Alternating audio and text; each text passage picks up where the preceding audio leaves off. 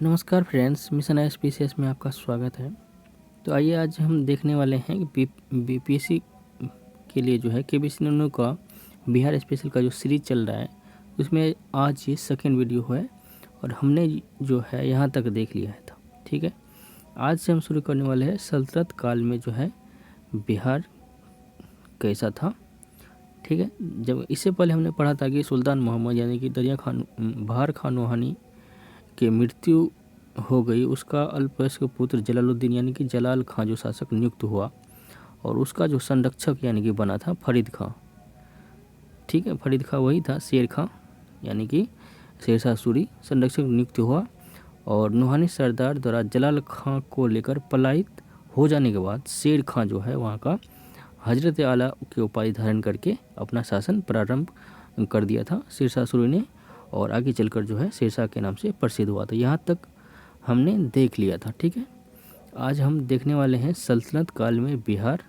ठीक है, तो इसमें अगर पढ़ें तो हम 12वीं शताब्दी के अंत में और 13वीं शताब्दी के आरंभ में तुर्क सेनापति मलिक हिशामुद्दीन के सहायक बख्तियार खिलजी ने बिहार के कमनासा के नदी के पूर्व की ओर सफल अभियान किया।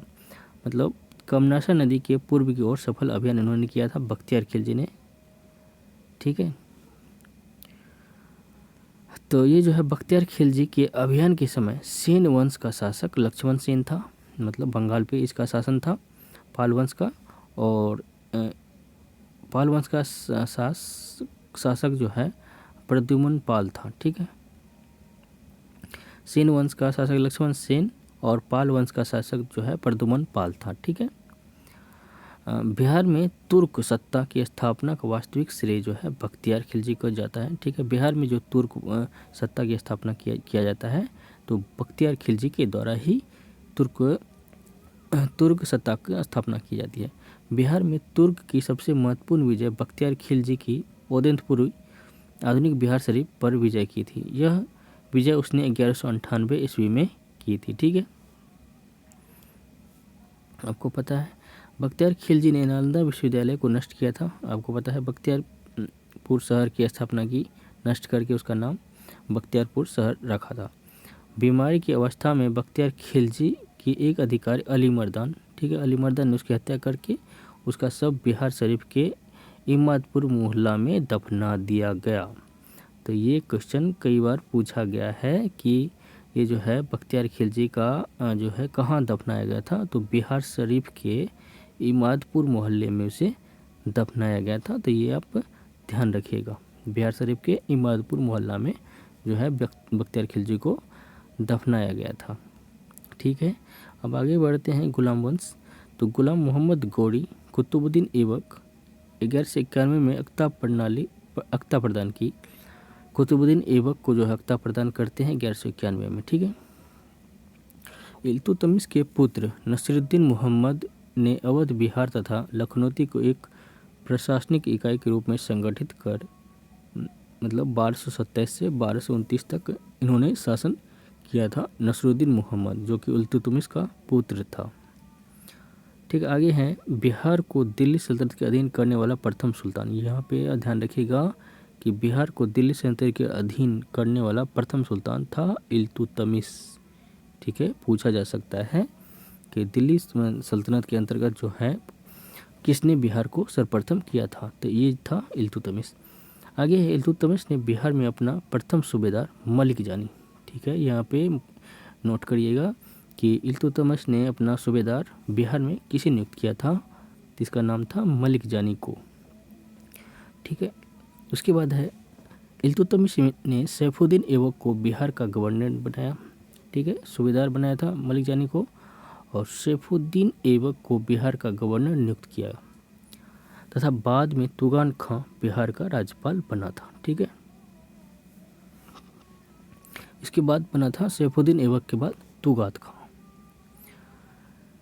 ठीक है, नेक्स्ट है खिलजी वंश, देख लेते हैं। तो खिलजी वंश 1290 में जलालुद्दीन खिलजी दिल्ली का सुल्तान बना एवं खिलजी वंश के शासन वहाँ का प्रारंभ हुआ। 1297 ईस्वी में अलाउद्दीन ने शेख मोहम्मद इस्माइल को दरभंगा भेजा। कोई किसे? शेख मोहम्मद इस्माइल को दरभंगा भेजा, परंतु राजा शक्र सिंह ने इस सेना को पराजित कर दिया था।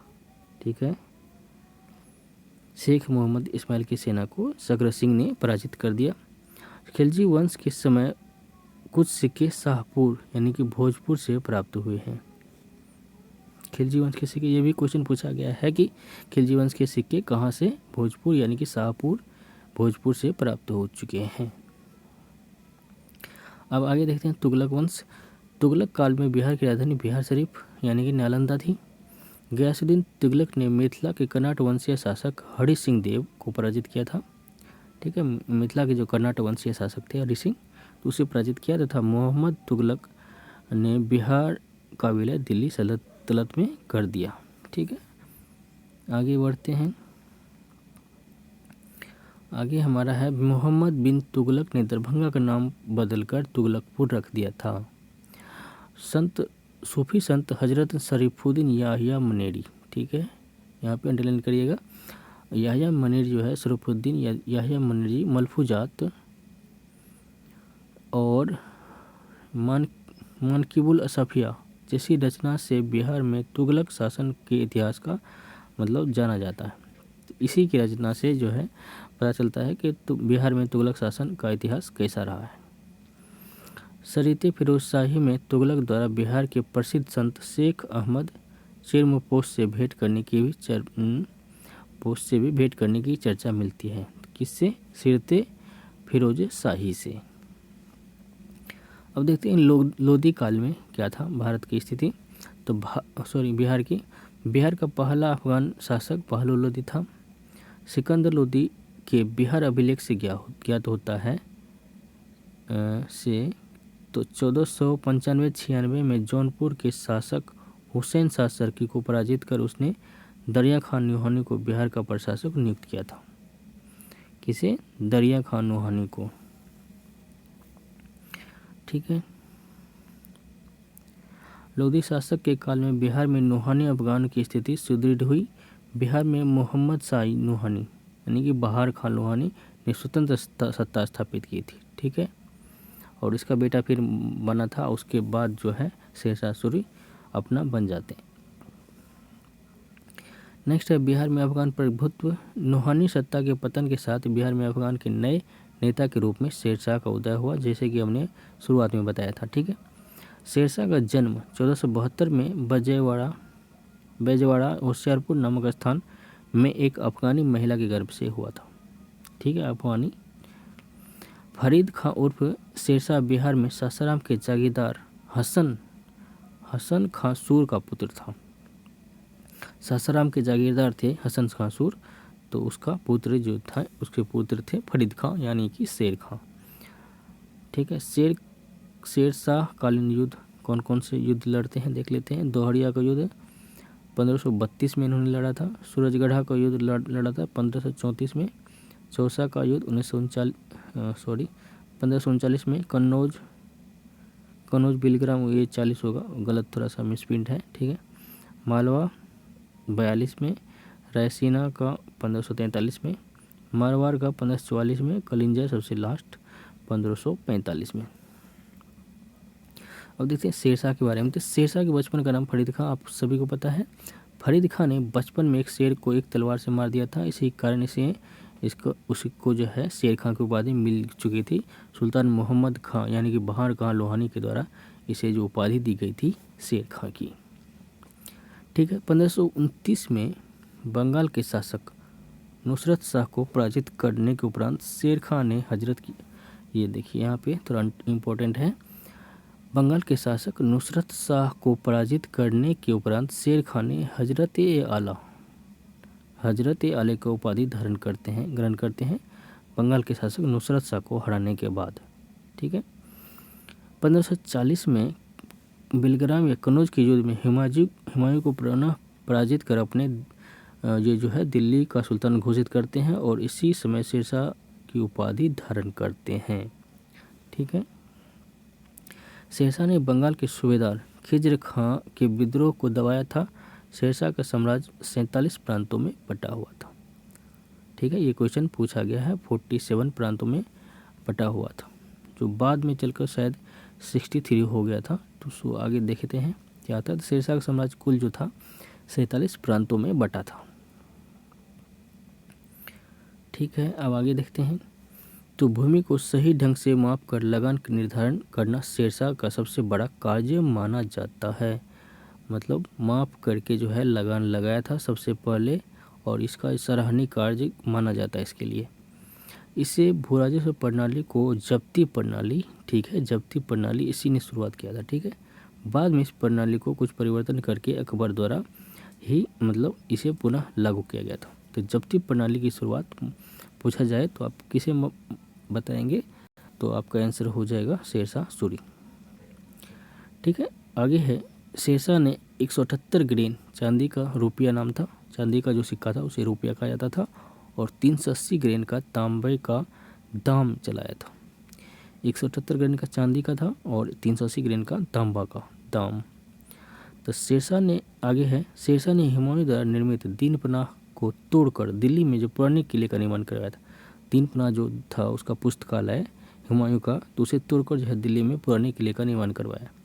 इस किले के अंदर किला एक कोना, आप अगर जाएंगे दिल्ली मतलब पुराने किले में, तो सामने सामने आपको किला एक कोना नजर आएगा जो मस्जिद की तरह है, गोल टाइप में। तो नामक मस्जिद का निर्माण शेरशाह सूरी द्वारा करवाया गया था। ठीक है, अब है आगे 1541 में शेरशाह ने पाटलिपुत्र को पटना के नाम से पुनः स्थापित किया और पटना में दुर्ग का निर्माण कर इस नगर को पुनः बिहार की राजधानी बनाया। ठीक है, बना दिया। उसके बाद कलिंजर बुंदेलखंड के अभियान 1545 में शेरशाह की मृत्यु एक गोले के विस्फोट से हो गया था, आप सभी को पता है। इस आगे है शेरशाह ने मारवाड़ युद्ध 1544 के दौरान ही कहा था कि मतलब मारवाड़ के लिए काफ़ी मतलब इसके नुकसान हो गया था, तो मैंने मुट्ठी भर बाजरे के लिए एक लगभग हिंदुस्तान के साम्राज्य खो ही दिया था। ठीक है, इस तरह का कथन कहा गया था मारवाड़ युद्ध के दौरान शेरशाह के द्वारा।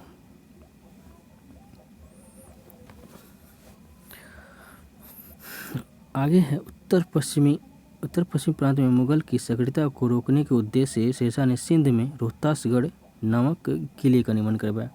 तो ये आप एक थोड़ा सा ध्यान रखिएगा कि रोहतासगढ़ नामक किला कहाँ पे है, सिंध में भी बनाया था इन्होंने, रोहतासगढ़ नामक किला का निर्माण करवाया था। ठीक है, मतलब मुगलों के सक्रियता को रोकने के लिए। तो शेरशाह ने अपने शासनकाल में प्रत्येक को एक कोस की दूरी पर एक सराय का निर्माण कराया था, जबकि इसके उत्तराधिकारी इस्लाम शाह ने प्रत्येक कोस के बीच में एक अतिरिक्त सराय का निर्माण कराया, जिससे पत्रों का वितरण प्रणाली में सुधार हुआ। ठीक है, आगे बढ़ते हैं। आगे है प्रत्येक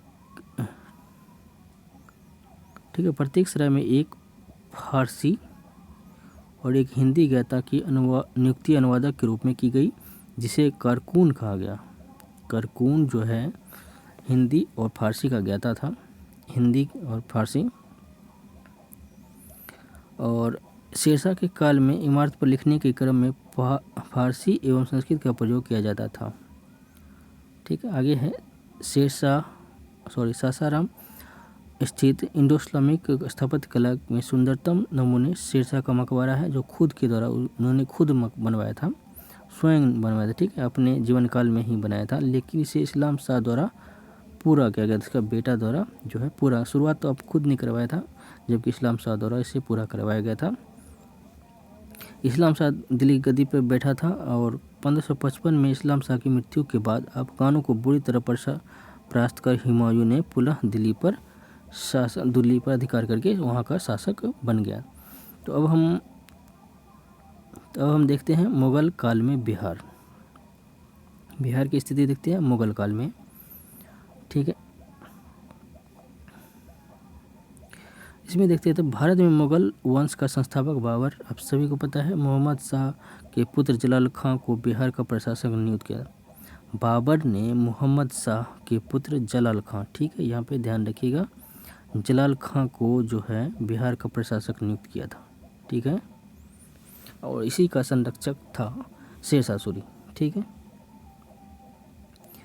1531 में हुमायूं ने चुनार दुर्ग पर पहली बार आक्रमण किया।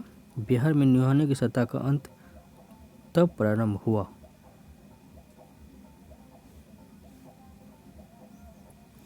यहाँ क्या कहा जा रहा है कि यहाँ पे ध्यान दीजिएगा, बिहार में नूहानी की सत्ता का अंत तब प्रारंभ हुआ जब हुमायूं ने 1535 में दोहरा सराय में अफगान को पराजित कर दिया। ठीक है, 1532 में जब अफगानों को पराजित किया तभी से जो है नूहानी की सत्ता का अंत होना शुरू हो गया बिहार में। 12 मार्च 1576 को टोडरमल, मुजफ्फर खां एवं हुसैन अली खां ने मिलकर दाऊद को पराजित किया था। ठीक है, और बंगाल एवं बिहार को मुगल साम्राज्य में मिला लिया।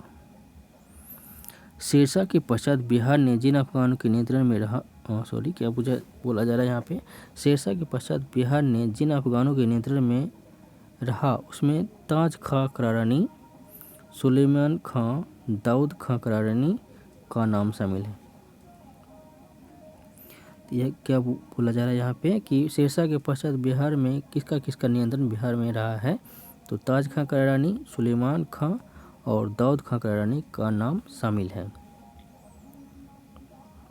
तो दाऊद खां को किसने पराजित किया था, यहाँ पे लिखा हुआ है, दाऊद खां को टोडरमल, मुजफ्फर खां और हुसैन अली खां द्वारा पराजित करके बिहार को हथिया लिया था। ठीक है, दाऊद खां करारानी का नाम शामिल है। इन शासकों ने 1580 तक बिहार में अपना कब्जा जमाए रखा। तो 1580 में जो है अकबर के द्वारा इस पे कब्जा कर लिया जाता है। ठीक है, पूछा जा सकता है कि बिहार पे मुगल द्वारा कब कब्जा किया गया था, तो 1580 हो जाएगा इसका आंसर। बिहार के क्षेत्र पर मुगल शासक अकबर ने 1574 में आक्रमण किया। इस समय यहाँ का शासक दाऊद खां था। तो इसी को पराजित कर जो है 1580 में पूरी तरह से जो है बिहार को मिला लिया जाता है मुगल साम्राज्य में। ठीक है, 1574 में बिहार पे आक्रमण करते हैं। यहाँ पे लिखा हुआ है, लगभग 1580 में आसपास मुगल सम्राट अकबर ने बिहार को मुगल साम्राज्य का सूबा अथवा प्रांत बना दिया तथा खान ने खानम मुनीम खां को बिहार का गवर्नर नियुक्त कर दिया। ये ध्यान रखिएगा, मुनीम खां को उसके बाद 1580 में जो है वहाँ का गवर्नर नियुक्त किया जाता है अकबर के द्वारा। आगे है, अकबर ने मुगल साम्राज्य को 12 सूबों में विभाजित किया था। ठीक है, खान आजम यानी कि मिर्ज़ा अजीज कोका को बिहार का गवर्नर नियुक्त किया गया। आगे, और अकबर के शासन के अंतिम वर्ष में बिहार सलीम जहांगीर के विद्रोह से मुख्य रूप से प्रभावित हुआ था। ठीक है, जहांगीर ने जो विद्रोह कर दिया था। अब देखते हैं आगे जहांगीर के शासनकाल में क्या हुआ था। मुगल शासन के बाद जहांगीर ने लाल बेग उर्फ बाज बहादुर को बिहार का सूबेदार जहांगीर के द्वारा किसे बनाया गया था, तो यहाँ पे ध्यान रखिएगा, एक इम्पोर्टेंट पॉइंट है। तो जहांगीर के द्वारा लाल बेग उर्फ बाज बहादुर को बिहार का सूबेदार बना दिया। लाल बेग, ठीक है, क्वेश्चन पूछा जा सकता है, लाल बेग को किसने बिहार का सूबेदार बनाया था, तो किसने, तो जहांगीर ने बनाया था। इसके बाद आगे है, इब्राहिम खां काकर द्वारा पटना के समीप मनेर में 1616 ईस्वी में निर्मित मखदूम शाह दौलत का मकबरा बिहार में मुगल स्थापत्य का सर्वोत्कृष्ट उदाहरण है। इसमें जो है अकबरकालीन समन्वित मुगल शैली के लक्षण स्पष्ट झलकते हैं। तो इसको पॉइंट को एक बार फिर से देखते हैं। इब्राहिम खां काकर द्वारा पटना के समीप मनेर में, किसके द्वारा, इब्राहिम खां काकर के द्वारा पटना के समीप मनेर में जो है मखदूम शाह दौलत का मकबरा बनाया था। ठीक है, यही आपको ध्यान रखना है। तो मखदूम शाह दौलत का मकबरा किसने बनाया था, तो इसका आंसर आपको हो जाएगा कि इब्राहिम खां काकर के द्वारा मनेर में जो है मखदूम शाह दौलत का मकबरा बनाया था। आगे है, जहांगीर के शासनकाल में बिहार का अंतिम सूबेदार मिर्ज़ा रुस्तम सफावी था।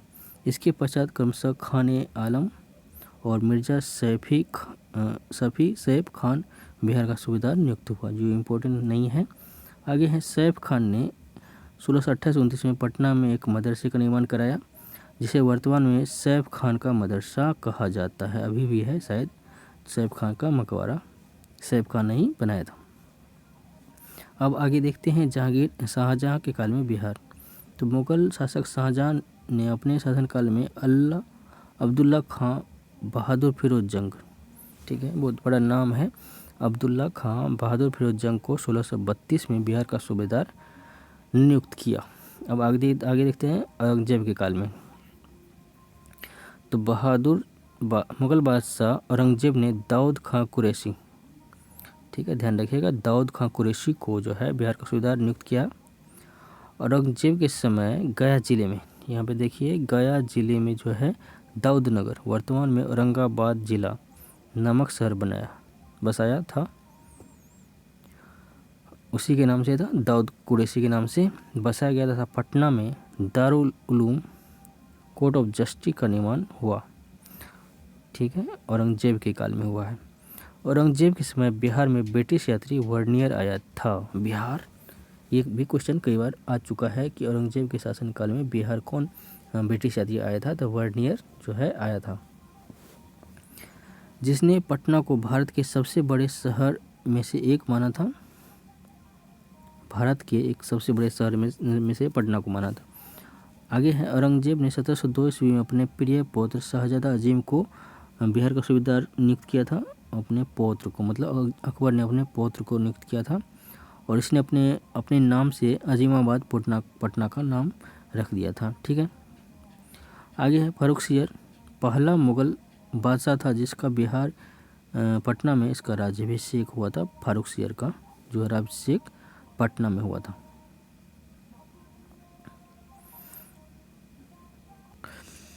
तो आइए आप देखते हैं आगे बिहार आने वाले विदेशी यात्री के बारे में देख लेते हैं। तो इसमें जो है पहला यात्री है मेगास्थनीज।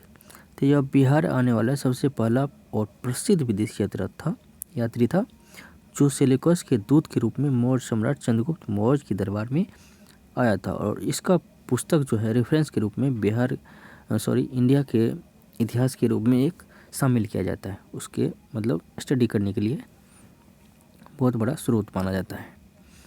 तो द्वितीय है टाइमिकस। ये जो है चंद्रगुप्त के उत्तराधिकारी यानी कि बिंदुसार के दरबार में हिंद यूनानी शासक के दूत के रूप में कार्यरत रहा। इसके समय यूनान में मैत्रीपूर्ण संबंध काल भी बने रहे। टाइमिकस, ठीक है। आगे देखते हैं, फाहियान थे चीनी यात्री जो कि गुप्त सम्राट चंद्रगुप्त द्वितीय के विक्रमादित्य के काल में 399 में बौद्ध ग्रंथ की खोज के सिलसिले में भारत आया और 411 ईस्वी तक यहाँ रहा। भारत में अनेक नगरों की यात्रा के क्रम में वह वैशाली और पाटलिपुत्र भी आया था, ठीक है, बिहार भी यह आया था। अगला यात्री है ह्वेनसांग। ह्वेनसांग ने भी एक चीनी यात्री जो हर्षवर्धन के समय भारत आया और 15 वर्ष तक भारत में निवास किया। अपने यात्रा वृत्तांत जो इसने रचना की थी सीयूकी के माध्यम से प्रस्तुत किया, और ह्वेनसांग ने लगभग 6 वर्ष तक नालंदा विश्वविद्यालय में अध्ययन किया। तो 15 वर्ष भारत में से जो है 6 वर्ष तक नालंदा विश्वविद्यालय में ही इन्होंने अध्ययन किया था। इसके बाद 7वीं शताब्दी में जो आया था इत सिंह, दूसरा चीनी यात्री था। 673 ईस्वी में भारत आया और 687 ईस्वी तक यहाँ रहा। उसने नालंदा महाविहार से शिक्षा ग्रहण की थी। आगे है मुल्ला तकिया। अकबर के शासनकाल में मुल्ला तकिया नामक यात्री जौनपुर से बंगाल तक यात्रा की और उस क्षेत्र की वर्णन अपनी यात्रा वृत्तांत में इन्होंने किया है। उसके बाद है अब्दुल लतीफ़। मध्यकाल में बिहार आने वाले यात्री में अब्दुल लतीफ़ भी था, मध्यकाल में आए थे, और अशरफ खां को जब बंगाल का दीवान नियुक्त किया गया तो उसी समय बिहार से होकर गुजरा था, ठीक है। इसके बाद है मोहम्मद सादिक। उसके पिता पटना में दीवान खलीसा के पद पर नियुक्त हुए तो वह उनके साथ पटना आया और 4 वर्ष रहा था। उसके बाद है मुल्ला बहबहानी। यह एक ईरानी धर्माचार्य थे जिन्होंने बिहार की यात्रा कई बार की और बाद में पटना में ही बस गए थे। मुल्ला बहबहानी, ठीक है। इसके बाद है रॉल्फ फिंच। रॉल्फ फिंच एक अंग्रेजी यात्री 1585-87 ईस्वी के मध्य मुगल भारत का भ्रमण किया। इसी समय वह बिहार आया था 1585 में। इसके बाद है पीटर मुंडी। तो पीटर मुंडी एक अन्य अंग्रेज यात्री थे जो 1632 ईस्वी में पटना आया था, ठीक है, पीटर मुंडी। उसके बाद मेंढिक आए थे 1612 में, हॉलैंड के यात्री थे और वह 17वीं शताब्दी के पूर्वार्ध में भारत आया था मेंढिक। उसके बाद है जॉन ट्रेवेनियर, ये फ्रांसीसी यात्री था और ये औरंगजेब के समय में आया था, अभी जस्ट हमने बताया था। उसके बाद है मनुकी जो है इटालियन यात्री था और 17वीं शताब्दी के मध्य पटना आया था। इसके बाद है बिशप व्हीयर, एक अंग्रेजी पादरी था। 1824 में गंगा नदी के मार्ग से पूर्व भारत की यात्रा करता हुआ बिहार के अनेक नगरों से गुजरा।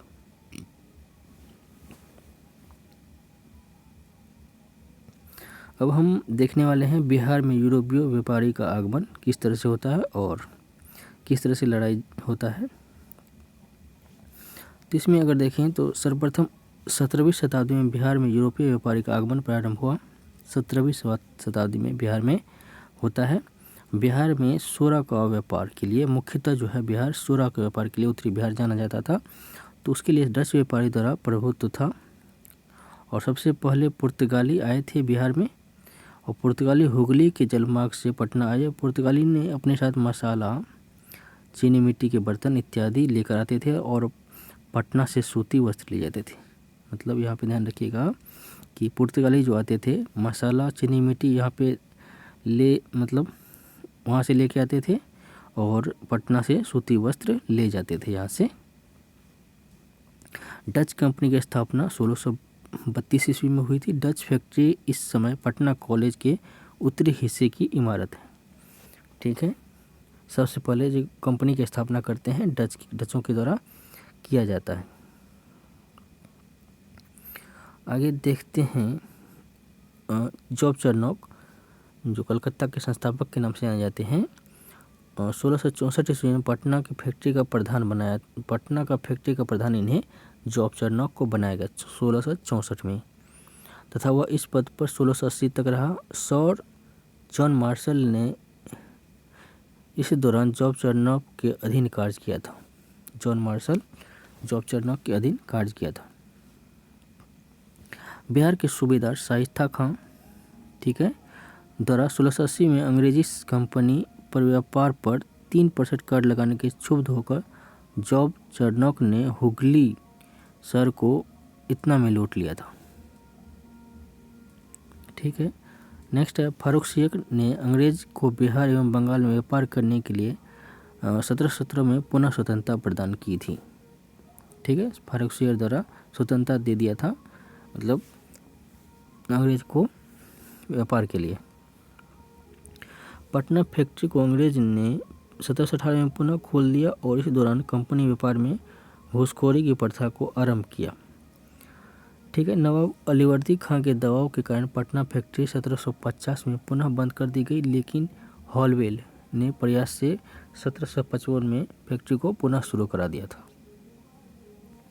अब देख ले फैक्ट्री जो बना था बिहार में, तो उसका स्थापना किस तरह से हुआ था।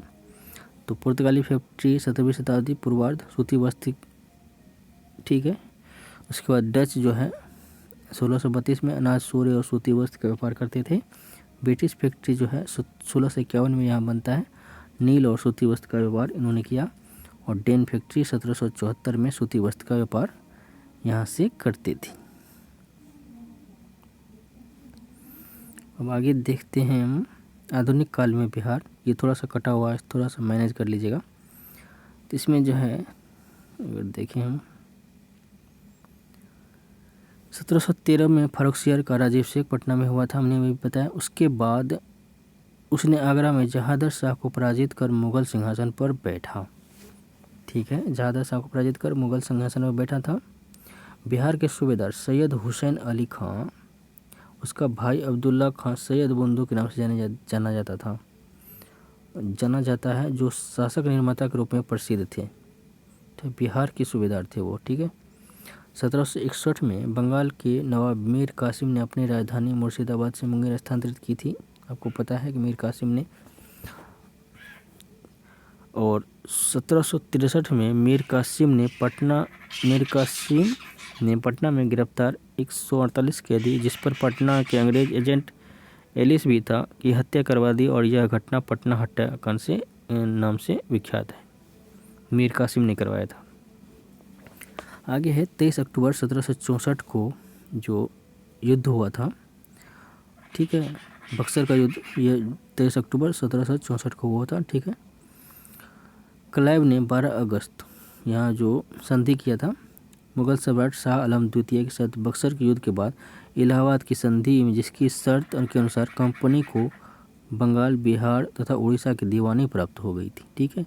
इस संधि के तहत जो था बक्सर के युद्ध के उपरांत जो संधि हुआ था तो बंगाल, बिहार, उड़ीसा की दीवानी प्राप्त हो गई इसे।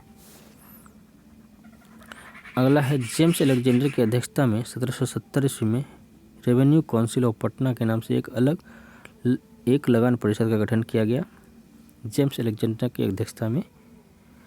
नेक्स्ट है जॉन शोर की अस्थायी बंदोबस्त व्यवस्था को बिहार में गवर्नर लॉर्ड कॉर्नवालिस द्वारा 1793 में लागू किया था, ठीक है। नेक्स्ट है जब ईस्ट इंडिया कंपनी को 1765 में बिहार का दीवानी अधिकार प्राप्त हो गया तो उस समय बिहार के प्रशासन चलाने के लिए नायब नाजिम अथवा उप प्रांतपति का पद बनाया गया था, ठीक है। अब देखते हैं बिहार के नायब नाजिम कौन था, तो राजा रामनारायण और राजा सीताब राय प्रमुख थे।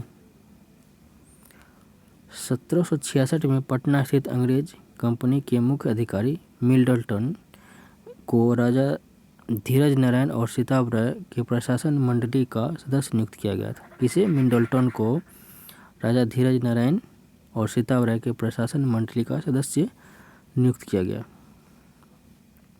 1767 में क्लाइव ने धीरज नारायण को हटाकर सीताब राय को बिहार का नायब नियुक्त किया था। 1772 में वारेन हेस्टिंग ने सीताब राय को अब्बास को उसके पुत्र कल्याण सिंह को राय रायन की उपाधि प्रदान की। वर्ष 1770 के बाद 1783 में पुनः बिहार में अकाल पड़ा और इस समस्या के समाधान के लिए अनाज भंडारण के लिए पटना में गोलघर का निर्माण 1786 ईस्वी में हुआ था, ठीक है। अब देखते हैं नेक्स्ट स्वतंत्रता आंदोलन में बिहार का क्या योगदान था। तो इसमें अगर देखें तो सन 17 में बिहार में महात्मा गांधी के पदार्पण के साथ ही आंदोलन में महिला का झुकाव बढ़ गया। सरला देवी 1921 में प्रिंस ऑफ वेल्स के भारत आगमन के दौरान होने वाले समारोह के बहिष्कार आंदोलन का नेतृत्व प्रदान किया था। किसने किया था? सरला देवी। 1921 में जो प्रिंस ऑफ वेल्स आ रहे थे तो भारत आगमन के, तो वहाँ बिहार में जो है बहिष्कार आंदोलन इन्होंने सरला देवी ने ही चलाया था। 1921 में देशबंधु कोष के लिए जब गांधी जी ने बिहार का भ्रमण किया तो यहाँ की महिलाओं ने अपने आभूषण तक को दान में दिया था। तो इस कार्य में महात्मा गांधी के साथ श्रीमती प्रभावती देवी, जयप्रकाश नारायण की पत्नी, ने महत्वपूर्ण योगदान दिया था, ठीक है। जयप्रकाश नारायण की पत्नी श्रीमती प्रभावती देवी में इन्होंने सहयोग दिया था। उसके बाद है सन 1930 ईस्वी में नमक आंदोलन में बिहार महिला ने बड़े जोश खरोश के साथ भाग लिया और श्रीमती सैलबाला राय ने उत्तेजक भाषण से प्रभावित होकर संथाल परगना की महिला ने नमक कानून को भंग किया। नेक्स्ट है हजारीबाग श्रीमती सरस्वती देवी, श्रीमती साधना देवी को नमक कानून उल्लंघन के लिए 6 माह की सजा मिली। नेक्स्ट पॉइंट है पटना में श्रीमती हसन इनाम तथा श्रीमती विंध्यवासिनी देवी के नेतृत्व में महिला ने विदेशी वस्त्र के दुकान के सामने धरना प्रदर्शन को सफल बनाया और पटना के तत्कालीन कलेक्टर इन महिलाओं से मुकाबला करने के लिए भारी संख्या में महिला पुलिस बल की बहाली करनी पड़ी। 26 जनवरी को स्वतंत्रता दिवस मनाने के आरोप में पटना में डॉक्टर राजेंद्र प्रसाद की पत्नी राजवंशी देवी और चंद्रवती देवी सहित 7 महिलाओं को गिरफ्तार कर लिया गया और श्रीमती राजवंशी देवी, चंद्रवती देवी को 1.5 वर्ष का कारावास का दंड भी मिला था।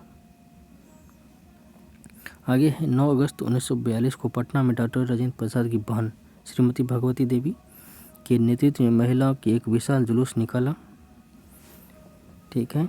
हजारीबाग में महिला का नेतृत्व श्रीमती सरस्वती देवी कर रही थी।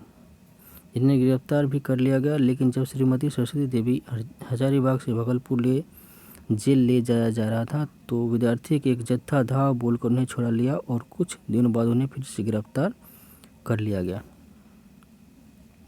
नेक्स्ट है छपरा में 19 अगस्त 1942 को हुई विशाल जनसभा की अध्यक्षता शांति देवी ने की थी छपरा में। ठीक है, मतलब यहाँ पे एक ये था कि स्वतंत्रता आंदोलन में जो है महिलाओं का योगदान यहाँ पे लिखना चाहिए था। ठीक है, महिलाओं का योगदान किस प्रकार से रहा था तो इसका जो है दिया हुआ है। आगे है छपरा जिले के देवघरा प्रखंड में तिरंगा झंडा फहराने के आरोप में मलखाचक की स्वर्गीय राम विनोद सिंह की 2 पुत्रियां शारदा एवं सरस्वती देवी को 14 और 11 वर्ष की सजा दी गई थी। नेक्स्ट है संथाल परगना हरिहर मर्धा की पत्नी बिरजी देवी को पुलिस ने हत्या कर दी। नेक्स्ट है गया जिले की प्यारी देवी को भी पुलिस ने गिरफ्तार कर लिया। वैशाली की श्रीमती बिंदा देवी शहीद फुलेना प्रसाद की पत्नी तारा देवी, मुजफ्फरपुर की भवानी मल्होत्रा, भागलपुर की रामस्वरूप देवी, इस तरह से जो है दिया हुआ है। ठीक है, अब आगे देखते हैं बिहार में विद्रोह। ठीक है, इसमें अगर देखें तो नोनिया विद्रोह की बात करें तो ये काफ़ी इम्पोर्टेंट है, ये इस पर आपको ध्यान देना है। ठीक है, ये हर एक बार एक न एक क्वेश्चन आ जाता है। तो नोनिया विद्रोह किससे संबंधित था, ये क्वेश्चन कई बार पूछा गया है। तो बिहार सोरा उत्पादन से संबंधित था। तो ये 1770 से 1800 तक चला है। ठीक है, सोरा उत्पादन का प्रमुख केंद्र था बिहार में सोरा उत्पादक प्रमुख केंद्र हाजीपुर, तिरहुत, सारण, पूर्णिया इत्यादि थे। ठीक है, सोरा का उपयोग बारूद बनाने के लिए किया जाता था। अतः नोनियों ने इन शोषणात्मक कार्य से बचने के लिए विद्रोह कर दिया, किंतु अंग्रेज ने उसका दमन कर दिया था। ठीक है, तो ये ध्यान रखिएगा, नोनिया विद्रोह सोरा उत्पादन से संबंधित थे। अब आगे है बहावी आंदोलन। पटना 1822 से 1868 तक बहावी आंदोलन का मुख्य केंद्र रहा है। बहावी आंदोलन एक मुस्लिम समाज सुधार आंदोलन था जिसके प्रवर्तक सैयद वहाब थे। पटना में वालियत अली और इनायत अली इस आंदोलन में अग्रणी भूमिका में थे।